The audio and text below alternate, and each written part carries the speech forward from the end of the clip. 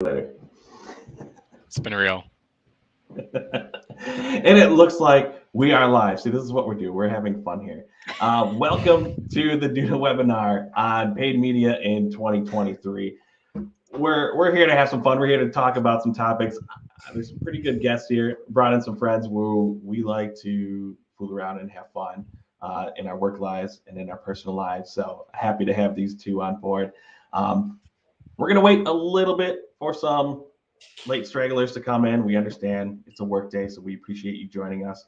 So in the meantime, we're going to get the introductions out of the way, just so when we really want to kick things off, we can just start with the bread and butter right away. So I'll start things off. I'm the host of this webinar. I'm Joe Martinez. I'm one half of the Paid Media Pros YouTube channel. Been in the paid media space for over 10 years now, which is weird to say. I already feel old, and that just makes me feel older.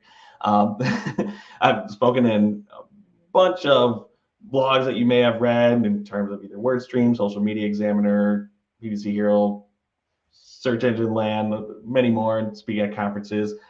Did a lot more probably before COVID. So winding down a little bit. This is more my genre now, which is just fine by me. So I'll be hosting. Feel free to ask any questions. We're going to be checking. Hopefully they'll be fed to us as well, so we can hopefully answer them throughout the presentation. This is going to be a pretty open discussion, so do not be shy, and also feel free to introduce yourselves into the comments. But next up, I'm going to let Mark Irvine introduce himself and give a little bit about his background. Yeah, Joe, thank you so much for having me. So my name is Mark Irvin. I am the director of paid media at Search Lab Digital, an agency that's serving primarily small and medium businesses across the globe. Similar to Joe, been speaking in this industry, been active in this industry on webinars, on blogs, on conference circuits, um, also for just over a decade now, which makes me feel old too. My headshot from back in the day definitely brings back what youth used to look like. But so I have the pleasure of being here. I have the pleasure of joining Michelle and Joe, being the orphan of the paid media pros, if you will, today. You still And look so good, I'm Mark. really excited. Yeah, I know. We're still all good here. But anyways, I'm really excited about the topic. I think it's a topic that we have an hour for, but it's something that we could really talk about for days, kind of as we were getting ready to plan this webinar. So I'm really excited to be here. Thank you. And then I'll kick it off to Michelle. I know people may have seen the promos for this and be like, wait a minute, there was somebody else on that picture. We don't talk about the pictures too. They used a picture of mine from like 2008 or something. So I don't look like that in my picture anymore. But this isn't Brooke. Brooke couldn't make it. She was No. got called to a last minute, pretty big work trip that I cannot share the details, but it's exciting for her. So luckily we have Michelle filling in. So Michelle, introduce yourself. Absolutely. So yeah, I am the other half of the Paid Media Pros. My name is Michelle Morgan, and like Mark and Joe, this is going to be pretty repetitive at this point, but I have also been in this industry for about 10 years. And the thing about my headshot is that I took a headshot when my hair was long, and then I cut it really short, and now it's grown back out. So it's come back around to the point where my headshot is now relevant again. So that has worked out well for me over the course of a decade. But I like haven't Mark seen you said, wearing a there business is, suit ever though, so they still need to you update that know, photo. I've kind of gotten rid of the blazers, and now I've just got a logo, like a hoodie with our own stuff on it. So it's a little bit easier to make your own clothes, I think. So, but yeah, looking forward to talking about this topic. I think it's something that we all want to know everything about. We want to know what's coming down the pike, but I think the best we can do is kind of prepare for whatever eventuality comes down the line, and see if we can kind of get ahead of the curve as much as possible. Yes, yeah. And I like Mark said, there's a lot that we could talk about. And again, certain things that we don't have planned in our agenda that I'm looking at right now. So if there's anything that you have in mind that impacts your planning for next year, if you're already getting questions from clients or your bosses, feel free to ask in the comments and we'll do our best to answer them.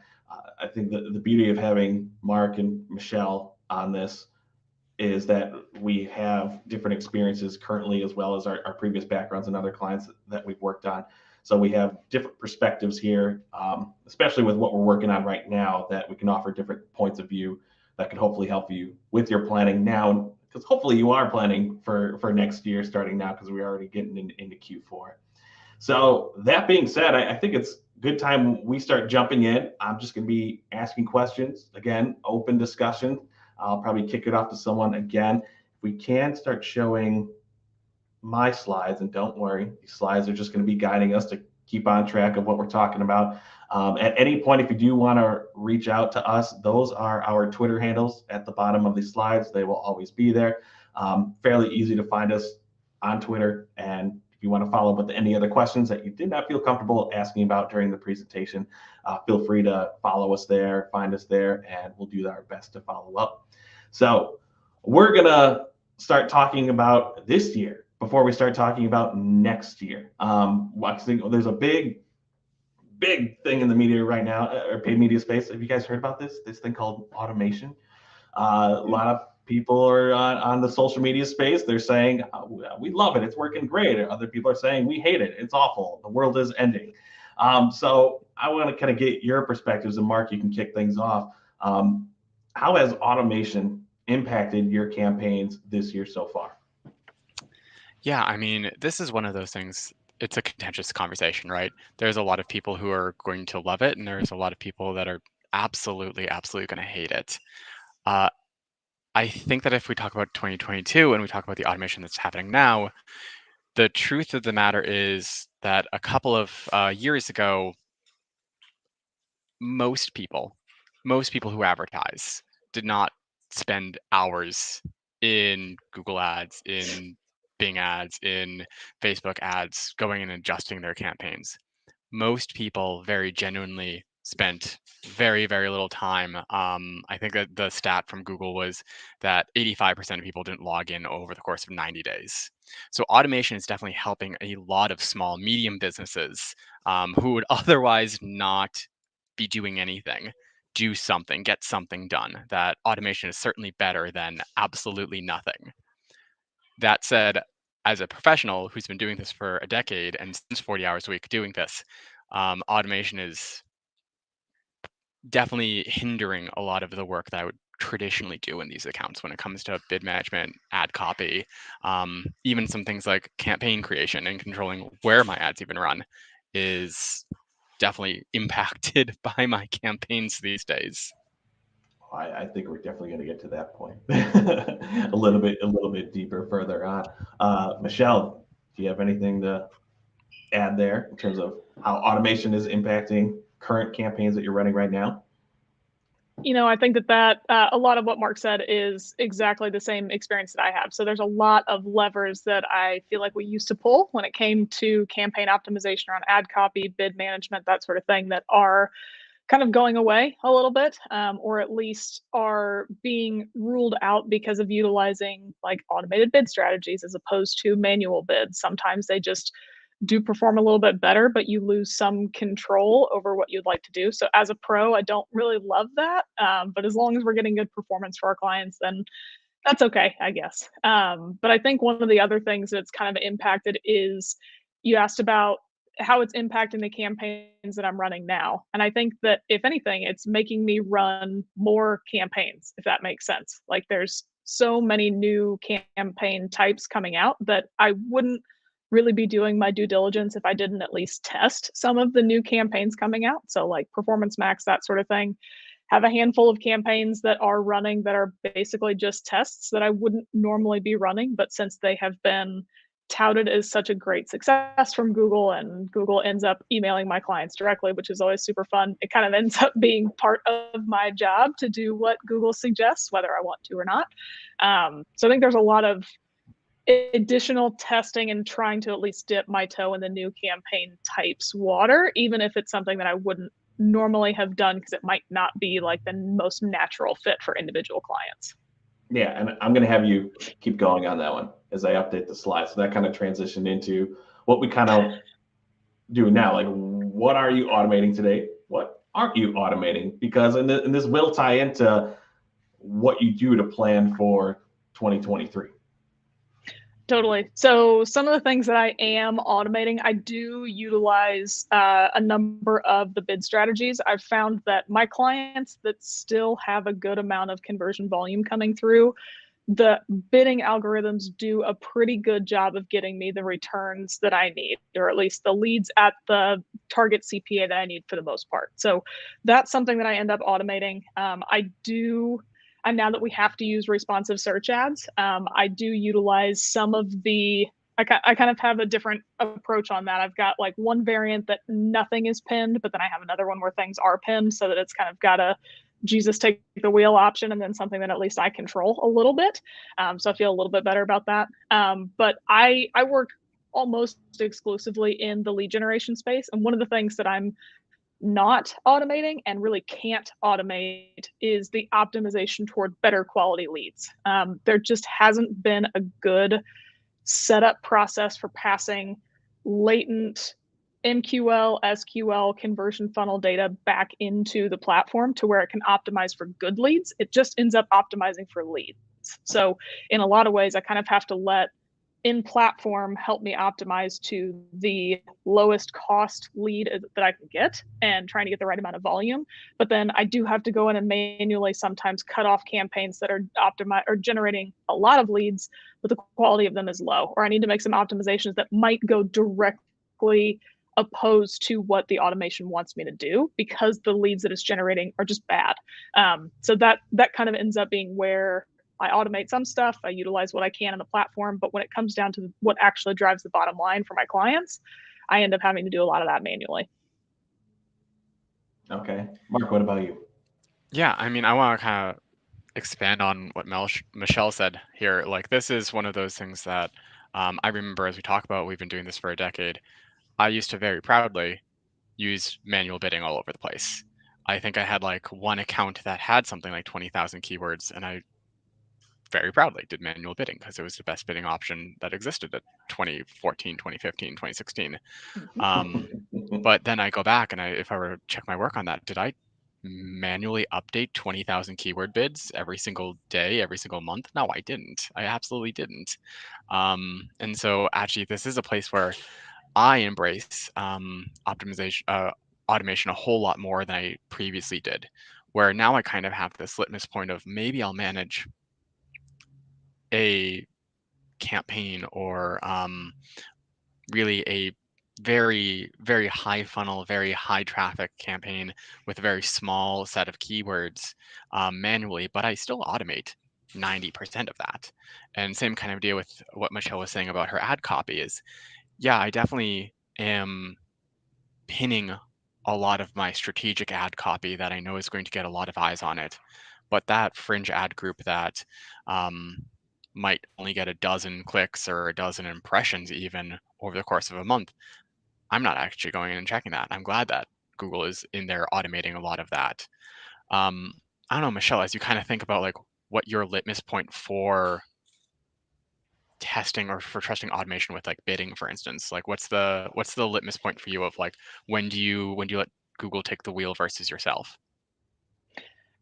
Yeah, this is where I feel a little bit weird answering it, only because I know my answer is like the 8 years ago answer, right? So it's basically Right. like if I'm utilizing automated bidding, I try and stick to, and what I've seen work the best, honestly, is if I have on average like 30 to 50 conversions a month coming from something, I'll let Google do it because that used to be the baseline for the target CPA bidding model, all that good stuff.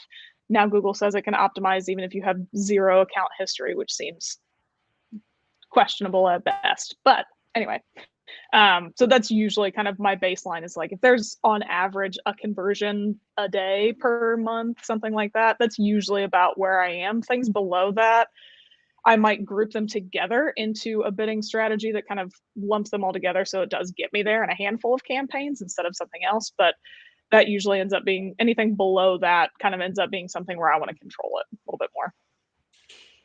Do you want to hear an anecdote that kind of makes 10 years ago me cringe, but today I'm warming up to? Yeah, so I'm working with I manage a team and I have a relatively newer consultant who's maybe only been doing this for 3 years or so. And her tactic for launching a new campaign for a new client is that she will intentionally go out there and put everything on broad match, and she will intentionally set it to maximize clicks for the first 30 days. That her philosophy, very genuinely, is that Google is going to automate this and Google is going to match it out to a bunch of stuff in the long run anyways. So get it all out in the first 30 days. And the nervousness in me that watches this when it happens is indescribable. But what's actually really impressive is, although yes, it's broad match and yes, it is maximize clicks, it is actually effective that if you go in with that strategy to fail fast, to get a lot of data, to optimize, and then manually take control over it, you get out probably like 6 months of learning in that 30 days of doing what is probably something that I would say, like, the first time she explained to me, the stupidest thing I've ever heard. But then Right. I watch it happen and I'm like, actually, this is pretty good. Like, broad match has gotten a lot better than it was 10 years ago. And it's good to see specifically, like, hey, rather than don't trust broad match at all, now we can see what is broad match going to reach out to, rope that area off, and then optimize thereafter on it. It's So then how are you implementing the other match types after those 30 days? yeah. So effectively, the play that she has, and it's fascinating. I'm not saying it's the greatest play, but it gets out all the learning. I describe it as like learning 6 months at once in that first 30 days. Basically, Mhm. at that point in time is when she'll make the switch over, that if broad match does have a bulk of problems, then she'll make that switch over to phrase. And then she goes out and removes it from that situation. Surprisingly, a lot of times she actually doesn't have the problem with broad match. And this is maybe because those are niche enough clients that broad match doesn't reach out to everything under the sun necessarily. Sure. But it's a very interesting place where, like, sometimes we see that broad match can go in, you can clean up broad match with a tweezer rather than with a sledgehammer. That's crazy. Interesting. Yeah, that Interesting. as you were describing that, I was Right. thinking, that's just giving me heart palpitations just sitting here. But I will say, It I was is. on a discussion with a number of folks about just a number of things from Google recently. And one of the things Mhm. that was shared is that, and I'm actually looking at the graphic right now just because I can't remember this, but broad match actually has the ability to leverage multiple different signals that exact and phrase don't.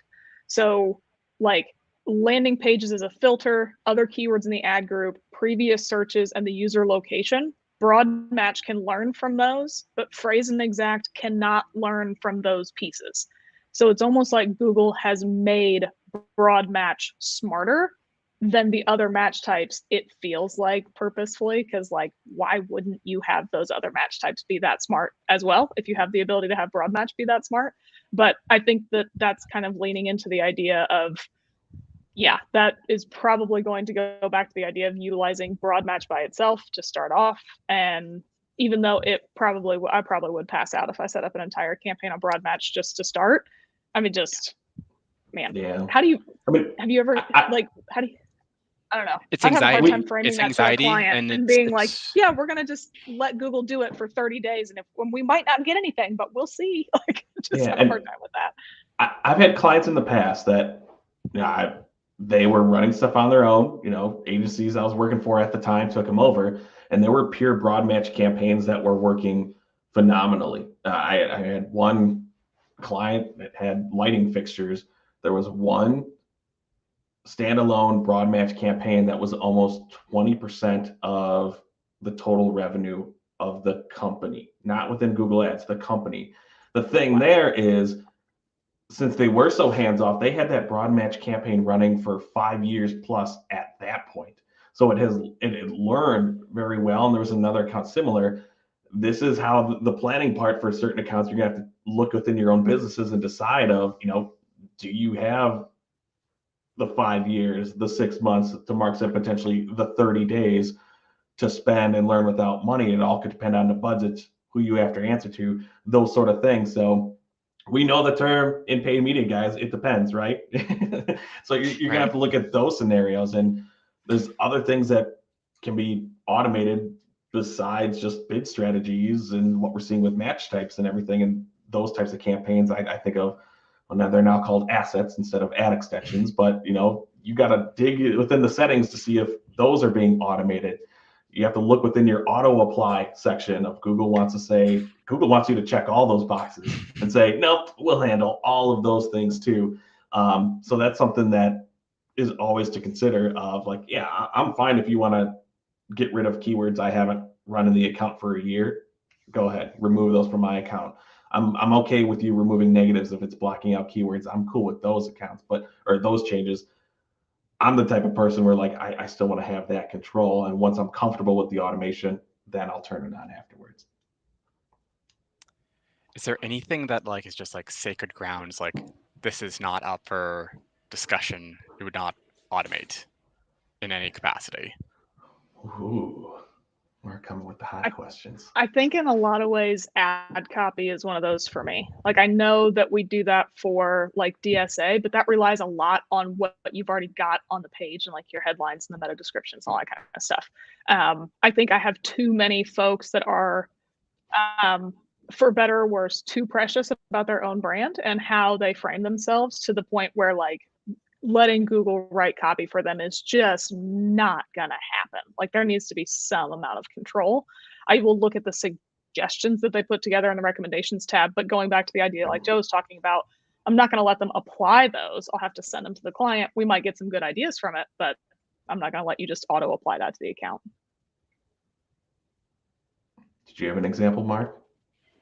I mean, as you were talking about the Google specifically pushing the auto apply recommendations piece of it, I do find it suspicious and concerning that like budget is a recommendation that Google happily auto apply. That if Google thinks your budget is doing just fine, you don't even need to log into the platform to give them more money now. I definitely have like a number of like budget scripts that I automate with, but just the idea that money can disappear from nowhere all of a sudden in its own ecosystem is a terrifying one to me. Yeah, absolutely. Yeah, I'm in line with the ad copy part. Like I've turned off all the auto implemented ads from those recommendations of all of my accounts. I do a lot of pinning.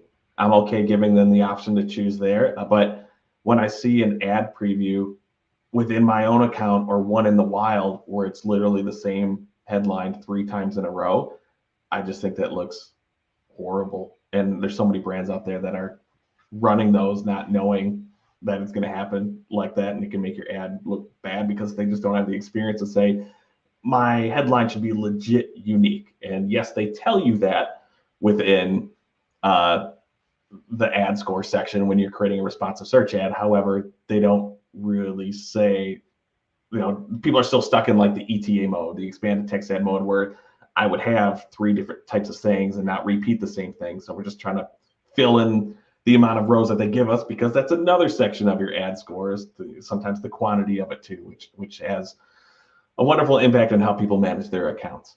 But I do want to move over to the next topic. And this could apply beyond just automation, which we've talked about a lot already. How have your strategies changed? And you can give specific examples. I know it's a very high level question, but some of the things that potentially you were doing at the beginning of 2022, how have you changed on any of those strategies, whether they were good, whether they worked? And then, what has been your change after that?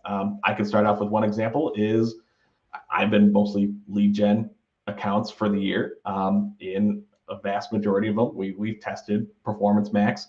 While they've converted extremely well, my clients have very good CRM setups. And we found out that a vast majority of those conversions are absolute garbage. So I know there's been little things that have gone out throughout the year that we've tried to make it better. Like now we can exclude brand terms from it. I heard from someone who told me that their Google rep said, yes, you may be targeting the United States in your Performance Max campaigns, but you should still, their Google rep told them that we still need to exclude every other location that's not the United States from Performance Max to better have it learn, even though that's not necessarily a default setting right away. So we've tested out the strategies, we've made adjustments, we've still not seen it work. However, we've known that it's the future, and this is the way that Google is going in terms of this particular example. So we've really brought down Performance Max budgets, testing out different asset groups, but we're honestly bringing a bunch of the search stuff that we've paused back to see if we can get those performing again to the higher level that they were.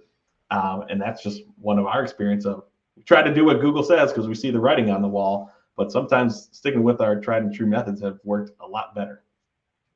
I would say something similar to that, testing new things, is that I think I have always been in the camp of running campaigns with all of your match types in the same campaign, same ad group, all that kind of stuff. They just have everything broken out by keyword theme. I know a lot of people have different structures that they've used in the past, but with the ways that the match type matching has gone, and we have exact-ish and phrase that is also broad match modified and all that stuff. It just made sense to have everything consolidated.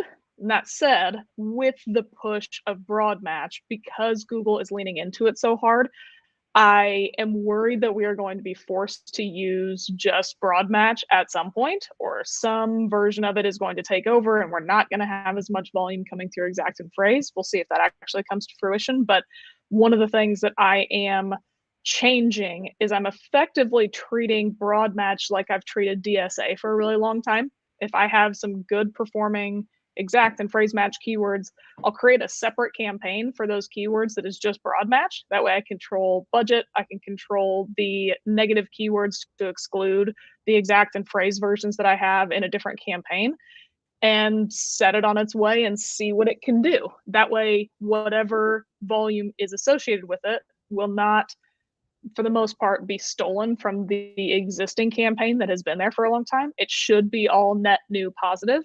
And if we see good keyword trends from those broad match terms, I'll happily pull them over into the existing campaign, let them start to take some volume and be folded into the existing bid strategies. But in a number of instances, I've seen some of those campaigns do really terribly, but in some areas I've seen it do pretty well. So it really just depends on how they perform as to kind of what the next steps are. But I've never broken out things by match type. And just because of Google's focus on broad match and because of the way that it actually has matched over the past few years, that's one where I've kind of broken it out, tried to control it a little bit more, and then brought it into the fold if it behaved, basically. It's funny you mentioned that. You've seen that, I'm not sure if you've seen like on Twitter or LinkedIn, someone shared a screenshot of a beta workflow that Google is testing where and Ginny Marvin later commented on it that, oh, good segue, that you can go in and you can specifically set up a campaign without the option of match types to have it just automatically be broad. So yeah, you're seeing that a whole lot. Personally, for me, it's one of those things, Michelle, as you talk about earlier on, that you have now you're testing more campaigns than you used to with automation. I feel like I'm testing actually fewer than I used to. That there's a lot of these now that like automated campaigns are replacing automated campaigns, like the PMAX is replacing smart shopping and local campaigns. A lot of the video campaigns formats have gone away. Now that everything is bundled together, I actually trust those campaigns with less budget than I used to. I know I used to be able to coax a local campaign to perform better by giving it less budget because the maximized conversion strategy would then have it prioritize a very low CPA. As now that exact same campaign structure is brought into PMAX and it has discovery, it has Gmail, it has everything else under the sun in the same campaign type. Well, now I know that Google just has all that more inventory to spend more money in that campaign. And I'm actually finding myself spending less on fewer campaigns that are fully automated than I was a year ago. And so that's uniquely terrifying. That's a good point. And one question that I wanted to bring, I think you can see it on the screen right now. We hear all these different announcements coming. We see the writing on the wall especially at the latest Google Marketing Live. What was that? Was back in spring? Was that March, April, somewhere around there? As they spent a good chunk of that presentation talking about Performance Max. So that's kind of why we've been telling our clients, it's coming. Like this appears to be the campaign of the future, even though things could change.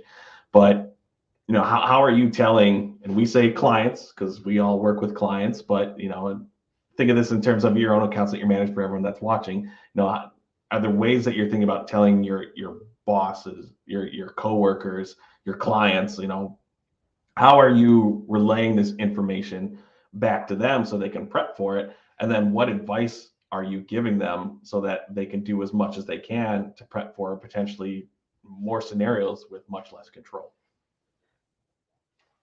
Yeah, I know from my perspective, the way that I have always approached any of these types of changes with clients is to lay it out as plainly as possible. I try not to use too much inside baseball information that they just won't understand, because I need their eyes not to glaze over. Like I need them to understand what is happening and what controls are basically being taken away from me and what we're being forced into doing.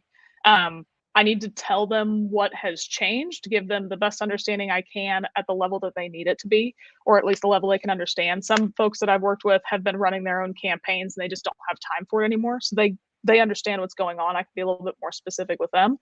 But other people, I just need to explain that like broad match does a lot of targeting and phrase match is less and exact is less. Like, you got to cater it to the level that they have.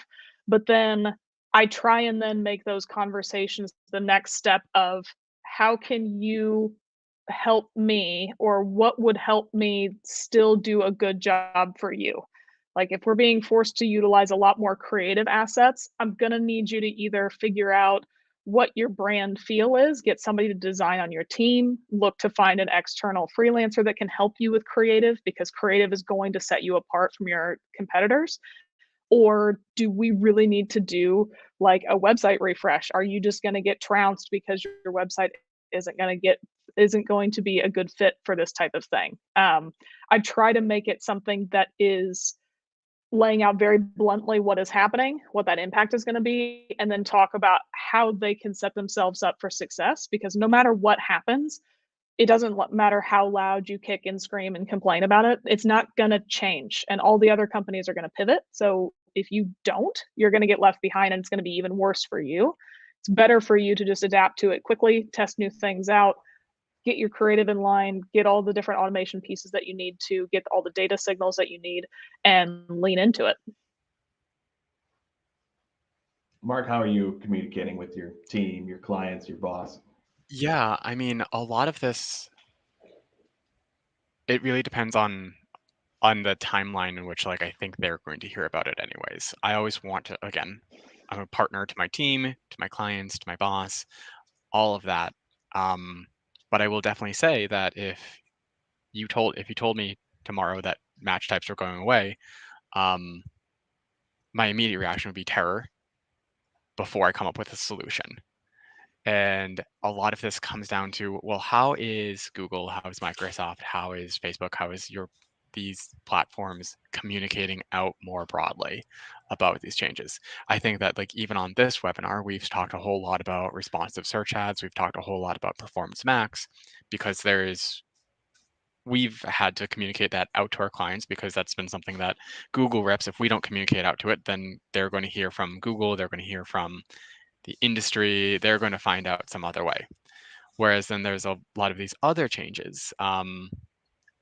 You may have heard, you may not have heard, Microsoft is updating their ad distribution network so that they're no longer going to have the option to just serve search ads in a search campaign on their network. This is something that Microsoft is very slowly revealing to people over the coming weeks. That's a huge difference from what your Google campaigns perform and what your Bing campaigns have historically performed as. So how do you communicate this very nuanced difference? that Microsoft isn't shouting from the hills that we're effectively getting rid of the pure search campaign, and you're going to be on the Microsoft Audience Network one way or another. How do you communicate that out to your clients is really going to be about how do they understand what that opportunity is and what it means for you and your campaigns managing it. I like to come answer that question of like, what is the solution? What buttons can I still control here with my bid adjustments, with what ad copy I can go about pinning, what my creative looks like, what this means for the brand effectively as this change happens. What is my 30 and 90-day plan to handle this change? Engage their comfort in that. I'm going to have some clients who are like Michelle said, this is going to happen. They want to get ahead of it. They want to take the plunge, and they want to be the first ones to ace it. I've got other clients that are going to hold on to their ETAs until the day those stop serving. And so with that, like it's about that balance of like, I want to give them, here's the change that's happening. Here's my best suggestion for how to handle this change. Tell me your excitement on this, and then I leave it really up to them to guide a little bit of their level of comfort in embracing what 2023 is going to look like. Sure. Yeah, and then we're starting to hear more of those changes come, and I'm actually going to bounce around a little bit because you mentioned a lot of those changes that are coming and what we've seen. And again, I can only speak from my personal perspective with a lot of B2B and lead gen clients. Is your budget still going to just the main Google ones, or are you just doing just search, sticking to what has always worked, the tried and true methods for your business? Or are we starting to see clients shift? And from my experience, yes, I have seen multiple clients just due to the changes that are being made, especially within Google, that they have shut Google down completely. I have other clients that have shut down Facebook completely as Facebook has lost a lot of their targeting options due to just privacy reasons and losing their third-party information. That some of those clients, they're only serving on LinkedIn, or they're only serving a combination on LinkedIn and Quora and some other ones. I got other clients who, Mark, you mentioned the changes with YouTube, and I've loved YouTube. I've preached about the value of YouTube forever. Now in video action campaigns, you're forced to be on the display network, where a lot of them aren't even going to see your calls to action. So they've shifted and looked at other methods like Roku video ads. They're starting to do Hulu research. We saw Microsoft's announcement with ads on Netflix coming soon. So, I mean, we have many, many more options than just Google, than just Facebook, than just search. And a lot of my clients are shifting away from those and adopting newer channels that can either be less competitive, offer better targeting options, or we're just seeing straight up better conversions. And I'd like to hear your feedback on, are any of your clients doing the same thing? I'm sorry, I didn't really kick it off to anybody. Michelle, you gotta pick somebody. Okay, I'll go first. I do see a trend much more over the past couple of years of going away from the main two, which every client that I worked with only ever really wanted to be on Google and Facebook, Google and Facebook, Google and Facebook. And that was even for all of my B2B accounts. That's really all the places that they wanted to be, because those are the places that performed the best when it came down to it. And over the last couple of years, I think one of the big reasons that Facebook lost a lot of its B2B targeting, like a lot of it, and just seeing lower quality leads from that platform, I think people are getting smarter and are moving into other platforms. I do think that there's probably a little bit of a self-fulfilling prophecy, because I know that I personally have been preaching about new channels and utilizing LinkedIn and using different calls to action. And I don't know if it's just the people who decide to work with me agree with me on that, or if it just is happening overall. But it does seem like a lot of the companies that I'm working with have gotten a lot smarter, and they're willing to go into these other platforms knowing that they can get a higher funnel, still qualified lead that then gets nurtured through other platforms later on. Like LinkedIn is just not the place to get a demo request for your enterprise software. It isn't, never has been, probably never will be. But it's a great place to get your content in front of the person who is probably going to use that software, manage the team of people who uses that software, and the person who signs the contract to actually let your company buy or let their company buy that software. So eventually those contacts can work with your company to be a client, but they're not going to request a demo on LinkedIn. So I think that people are getting smarter about expanding beyond all those different platforms, or expanding certainly just beyond Google, and making sure that they're targeting people as many places that they can, because they can probably find the audience cheaper on a different platform.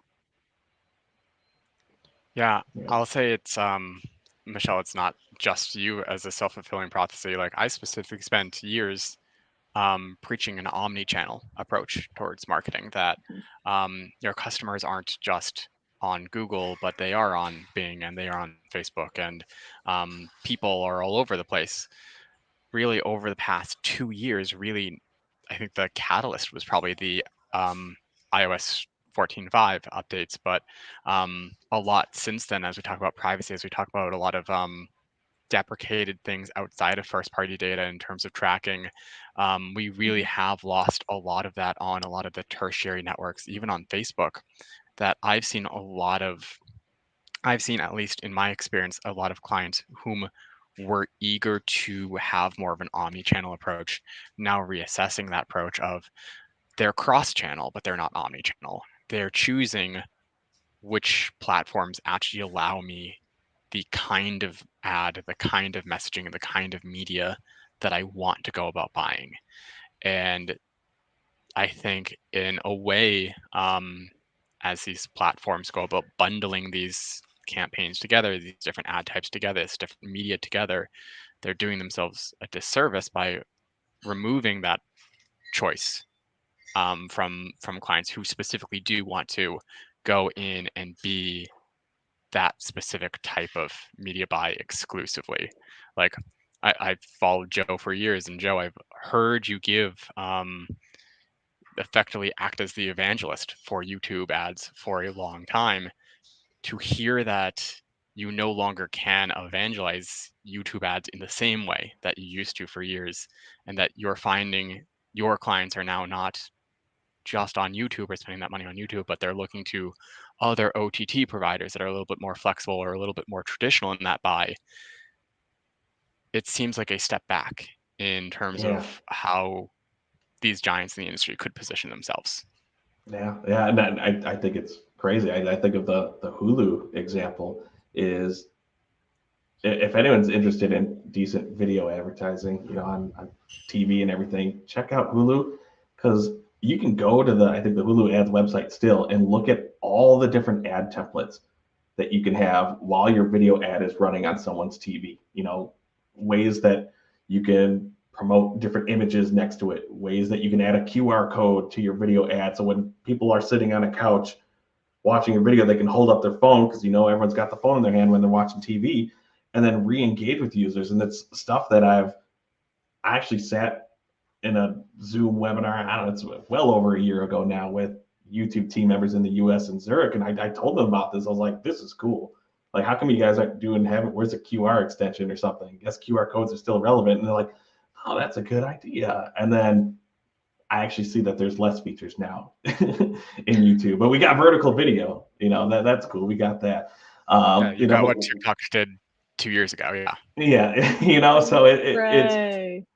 we're not saying that these channels are not valuable. We know, like, I'm still on YouTube every single day personally, not for work, but at the same point, it's like I'm seeing cooler features come out, and now we can have video. There are now dedicated video ads in Microsoft, and now they're going to be doing more with network. Quora just announced that they're going to have video ads that you have to ask, permission for to get into that beta. So we're becoming much more receptive of.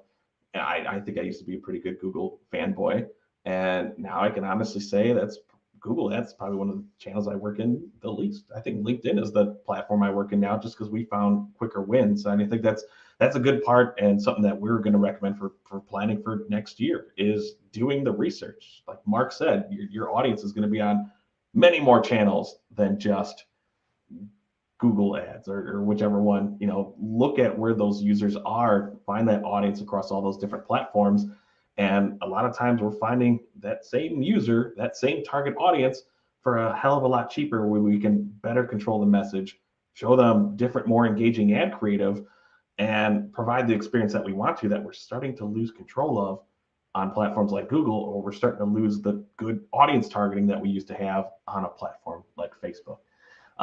So those are some of the things that we found. I don't know if any of you have found any other cool features on different platforms that we haven't mentioned yet. Oh, but if not, I see something pop up. We got a question from Michael here. All right. Do you feel you get enough data or insights in Google Ads, or where do you get your insights? Who wants to tackle that one first? Do you trust the Google Ads data? So in terms of like trusting the data, I trust the data as well. I think it's as accurate as it can be for the performance that you get out of the campaigns. It's not always going to match perfect one-to-one to all the other platforms, that sort of thing, like Google Analytics to Google Ads. It's not always going to be perfect. But I think that the data that I get out of Google is useful, but it is becoming less and less. That makes sense. I always felt like I had enough data that I wanted to utilize to optimize my campaigns, all that good stuff. But I feel like now moving into responsive search ads, I can't really know what the specific headlines are doing. The only thing we can really see is impression count. I know there's going to be a new preview of what your responsive search ads will look like with your ad extensions and all that kind of stuff. But I still don't think those are going to give you any better performance indicators other than good, better, best, which is quite frankly just garbage. That is just a garbage way of talking about whether your ads are performing well or not. I'll be honest. Well, there was just an announcement maybe yesterday or the day before where they're updating it, where you can now only pull like the current month and then the previous 11 months from those combination reports, and then it's going to be removed. So you're going to have to constantly export that information. Otherwise, you're not going to get year-over-year data for your combination report. So thanks, Google, for that one too. So I have a very unpopular opinion on that. But Okay. part of like, as we talk about machine learning, is like machine learning is a great marketing word. Like marketers love to hear AI, machine learning, all of that fun stuff. But like the data scientist background comes back in me of like, oh yeah, data is going to be part, like you're going to get data out of machine learning. Specifically, a feature of machine learning is that it's going to put together a bunch of garbage along the way. And that's a feature and not a bug, that machines learn by failing and incrementally improving on those failures over generations and generations of iterations. And so I kind of see this weird dichotomy, and I say this is an unpopular answer, where in a way, it is a best practice for Google to not show a human that depth of failures, because they're going to, of course, discourage that human from using that machine learning. Like quite frankly, if you see data in your machine learning responsive search ads that is specifically not data that Google wants you to make actions on, because that is something that the machine is learning and is iterating, and those failures are intentional, not it's a feature, not a bug, kind of a play here. So it's a really difficult place for us as marketers, where we have to translate, like, okay, yes, this is actually designed how Google intends it to design it, and we don't have the ability to change this by nature of how Google wants us to run it. How do we partner, or how do we use the limited data that we have from Google to make the limited changes we have better in the account? And so like I unfortunately, as a human, when I got off my soapbox about this, as a human, as a marketer, there's very little that I can do. But it is one of those situations whenever you get these kinds of feedback from Google of like, oh, responsive search ads, like the combination report. Quite frankly, the combination report from 13 months ago really isn't valuable to you, and it isn't, but it's super valuable to Google at that point in time. All you can go back and like, that's why we hate that. I personally hate looking at that report, because I sit there as a human and like, oh, I wouldn't have done all of this. This is all bad. Right. And in a way, if Google took that away from me, I'd almost be like, oh, I don't feel bad because I don't see it anymore. But it's good to know. But it's also it's still also very good to know, because if I see all my headlines just awful, making awful ads, then I can at least go in and start all over. Yeah, I think that's where pinning has really come into the mix too, where I can at least get some semi-controlled data there. And I think Mark, that brought up a real valuable point. Golfer Marsh, it's a wonderful name. All right, for business to business advertising, service based, is LinkedIn king? Michelle, I'll let you answer that one. Sure. Business to business advertising, LinkedIn is king for the most part. If you are trying to target your specific target audience, there is not going to be any platform that really lets you target people based on their actual job as well as LinkedIn. Like it is what it is. Now, that being said, as I mentioned earlier, you probably don't want to advertise only your service and having somebody sign up for it. Depends on how big of an ask it is. If it's a one-time small type of thing, you might be able to get away with kind of a bottom funnel call to action. But if it's something where you're having like ongoing services, like I have a lot of people who end up doing like managed service providers, which are basically the people who set up and maintain all of your IT for your entire company. That's not going to be something that you can sell the bottom funnel call to action on LinkedIn. I do think that in that situation, you would also want to complement your LinkedIn advertising with some very specific search advertising. People who are actually looking for the solutions that you provide, you would want to make sure that you cover search. But in terms of just pure targeting the right people based on their job criteria at any point in the funnel, in my opinion, yes, LinkedIn is king.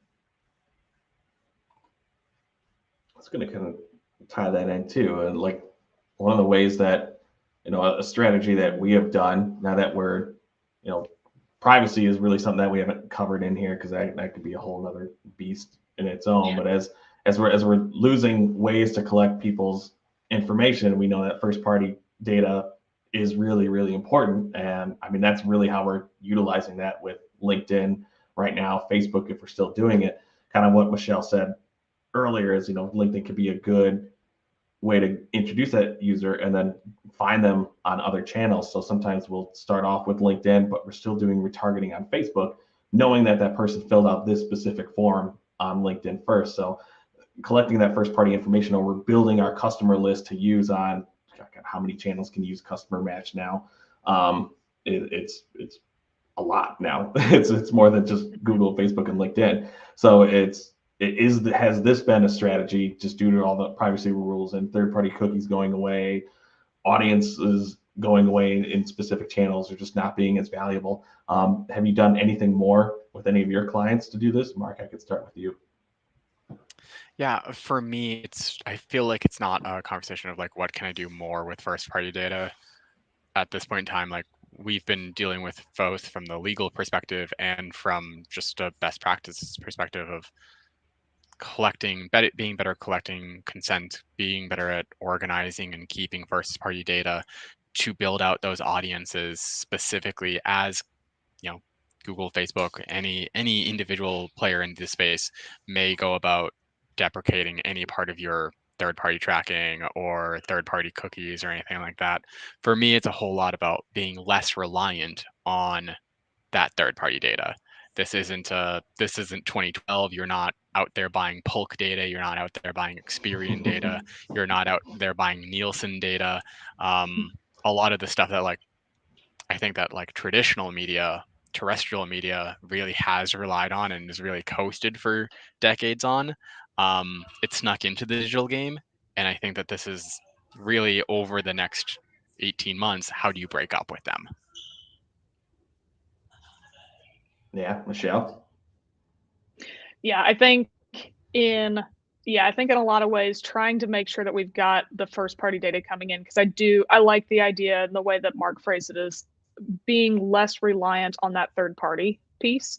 I really do think having your own customer base is going to be as important as just about anything else. Being able to have your own list of folks to reach out back into, and ideally in my experience, the way that you build that first party data is to provide information. You're educating people on things. And there's a stat that I've used for a long time, heard it from the first time from one of our friends, Casey Gillette. And it's about like 30% or people are 131% more likely to purchase from a brand that has educated them on something. So if you can be that educational source, you're helping to build your first party data, but you're also increasing the likelihood that that person that got that content from you is going to be more likely to purchase later down the line anyway. So it's kind of feeding into itself. So that, in my mind, is kind of one of the bigger benefits of leaning into first party data anyway, regardless of whatever was happening with the privacy changes and all that good stuff. Yeah, and we've seen atypical clients use newer ad platforms like TikTok, Snapchat, Taboola. All those platforms have lead gen forms that you can attach to your ads. So it seems weird. Like we've had certain clients like, yeah, we're gonna try this. We're gonna do TikTok, and it didn't seem like they were the right fit for that platform and the stereotypical demographic, but they had a giveaway. That's all they did, and there were some cool targeting options on TikTok that were very applicable, or they can get in front of them, and they didn't ask for anything in return. It was a branding play, and they weren't trying to get someone to buy something or sign up for the final product. It was, this is a giveaway. You have a chance to win a good chunk of money. It was just straight up money that they were giving away. So that was going to be appealing to people within their target demographic, and they could still collect a bunch of first party information, and they got pretty good branding right off of the bat by trying something new. And it was a pretty successful campaign for them. And it's something to consider of, look at all the targeting options, look at all the ad formats that these platforms have, but also keeping your campaign and your account goals in mind too. There still has to be a purpose for it, not because it's a flashy new tool. I think we're pretty much getting closer to the end. There's only a couple minutes left before we sign off. I just want to give it back to Mark and Michelle one more time. And if there's any kind of final recommendation, word of advice, that whole sort of thing on what you would recommend to better plan out 2023. Again, these are your personal perspectives. We all have our own backgrounds. So Mark, can you toss that one out and say, what would be your number one recommendation for planning for next year? Yeah, I think that it's kind of coincidental in the last couple of minutes. We've gotten a lot of questions about, hey, this was a really positioned more as a Google Ads webinar, and at the end, there's specific questions about LinkedIn. There's specific questions about Pinterest. There is no right or wrong answer to any piece of this. Really, it's about, hey, as you consider your brand and your strategy, acknowledge that Google's changed, acknowledge that Facebook's changed. It's no longer that double play of here are the two that you can really run with. Think of, okay, what is it that I want my ads to do? And then check the box of, okay, where can I go about doing that? And for that, don't sleep on TikTok, don't sleep on Hulu, don't sleep on Netflix via Microsoft all of a sudden. There's a lot of great opportunities for you to go find that medium out there and really be present in that space in a lot of places that your older competitors aren't present in that space because they're still playing the game of 3 years ago and a very Google, a very Facebook heavy kind of game. Think of what are your marketing requirements? What did those look like in 2023? And where can you go about finding that? It's not going to be everywhere and not every place is the same. So how can you strategically leverage the old with the new? Yeah, Wonderful. Kind of piggybacking off of that, my joke has always been that the only person who goes to one site on the internet is my mom. So you don't need to target my mom on just Facebook. Everybody else goes everywhere else. And I think that leaning into that, the idea that you can just go out and start running ads and just start generating customers immediately is antiquated. You need to do some work. You can't just put up your ad, be the only person in the area who has an ad advertising your service or product, and expect to make millions of dollars. That's an idea from about 10 years ago. So you need to start putting in the work on developing a good website that actually has good information that you can then have a good relationship with your clients, because as much as we want performance out of all of these campaigns, the brands that you probably like engaging with the best are not the ones who are just sell all the time. They give you some other association with them, whether they've helped you learn something, they help you be a part of an in-group, something like that. So as much as you need to pay attention to the automation of the campaigns and all that sort of stuff, don't shortchange your brand itself. I see that happening too often. People just want to make sales and they don't think about the holistic picture of how they're engaging with different companies. Some pretty good information. So we are right at time. Not sure if they can show our slides again because it does have our contact information at the end. I do want to thank Michelle and Mark for joining us today. I know there were a few other questions towards the end that we didn't have time to get to, but there are our Twitter handles at the bottom of the slide right now. We appreciate it. Like we said in the beginning, there was a lot more that we could cover. This could probably be several sessions. So if we didn't get to your question or if you didn't want to ask something publicly, feel free to reach out to us there. But thank you for joining this webinar on paid media planning in 2023. And maybe we can do this again soon.